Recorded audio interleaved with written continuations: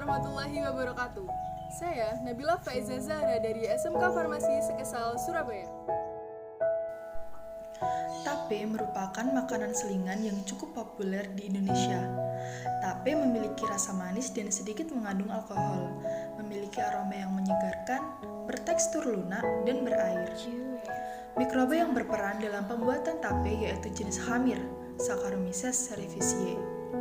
Tujuan dilakukannya praktikum ini yaitu untuk mengetahui cara pembuatan tape ketan, untuk mengetahui pengaruh konsentrasi ragi terhadap tingkat kemanisan tape ketan, dan untuk mengetahui kondisi pemeraman terhadap keberhasilan dalam pembuatan tape. Saya akan membuat tape ketan putih. Berikut adalah bahan-bahannya. 800 gram beras ketan putih, 3 buah ragi tape, pewarna makanan hijau, 4 helai daun pandan, dan 650 ml air. Pada tahap pencucian beras ketan putih, kita mencucinya dengan air mengalir dan diremas-remas seperti itu, lalu kita tuang air yang kotor. Pencucian ini bertujuan untuk menghilangkan kotoran-kotoran pada beras ketan putih agar hasilnya memuaskan. Pada tahapan pencucian ini, kita lakukan sekitar 3-4 kali pencucian agar beras ketannya bersih. Pada tahap ini, tuangkan 650 ml air ke dalam wadah yang berisi beras ketan putih. Kemudian, tambahkan pewarna hijau dan aduk-aduk hingga merata. Pada proses perendaman ini bertujuan agar warna dari beras ketan tercampur dengan rata dan sesekali dibalik-balik. Pada tahap ini, kita akan memasukkan beras ketan putih yang telah direndam dan berwarna seperti ini ke dalam wadah kukusan. Jangan lupa tambahkan 4 helai daun pandan agar aromanya wangi. Dan kukus hingga kurang lebih 15-20 menit. Setelah dirasa lebih lunak atau setengah matang, kita aduk-aduk hingga merata, kemudian kita pindahkan ke dalam wadah untuk melakukan tahap selanjutnya, yaitu penyiraman dengan air biasa.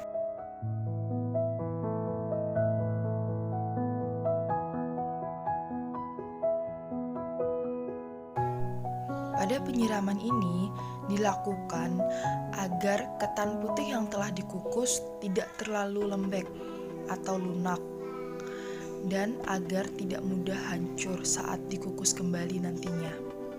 Kemudian kukus kembali ketan putih ke dalam wadah kukusan dan kukus sekitar 20 menit.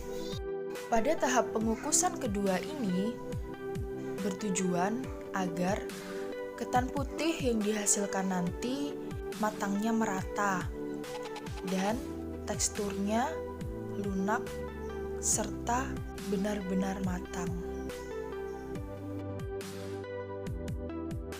Ketika sudah dirasa matang dan berubah menjadi nasi ketan seperti ini, kita pindahkan ke wadah dengan tempat yang luas agar uap panasnya hilang.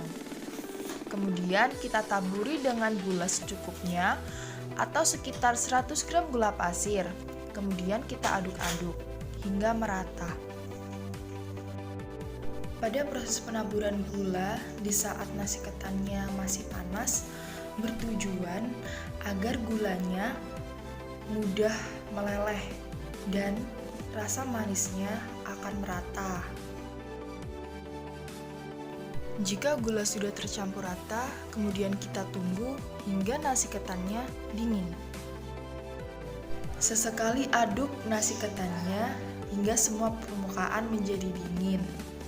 Hal ini bertujuan agar pada saat peragian, ragi yang ditaburkan nanti akan tetap aktif dan tidak mati oleh panasnya ketan.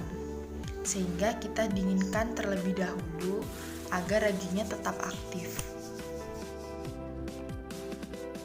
Pada tahap peragian ini, kita membutuhkan 3 keping ragi, kemudian kita hancurkan dengan sendok hingga halus.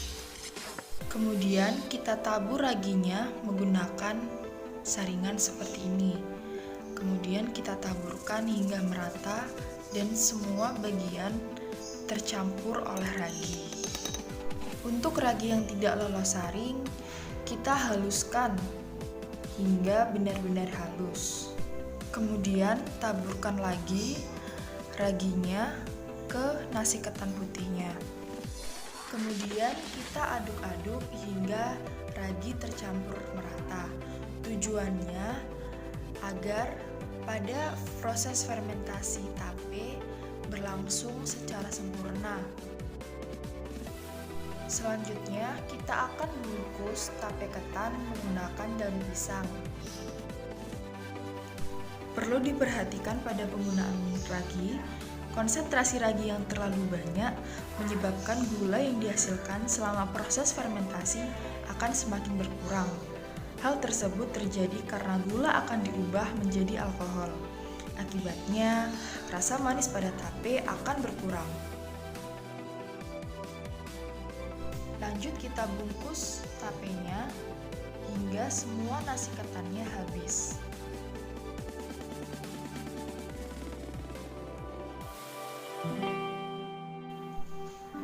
Berikut adalah hasil jadinya. Ada 25 bungkus tape ketan putih. Pada tahap ini, saya susun tape ketannya ke dalam sebuah kardus dan susun hingga rapi. Pemeraman dilakukan pada ruangan yang tertutup atau gelap agar dapat menghasilkan tape ketan dengan kualitas terbaik. Pada proses pemeraman ini memakan waktu hingga 2 hari. Jika sudah tertata rapi, kemudian tutup dan simpan pada ruangan yang gelap.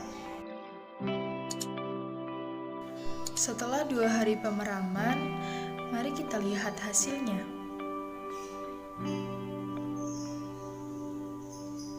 Jadi tape ketan jika didiamkan selama 2 hari, tape ketan tersebut akan mengeluarkan air.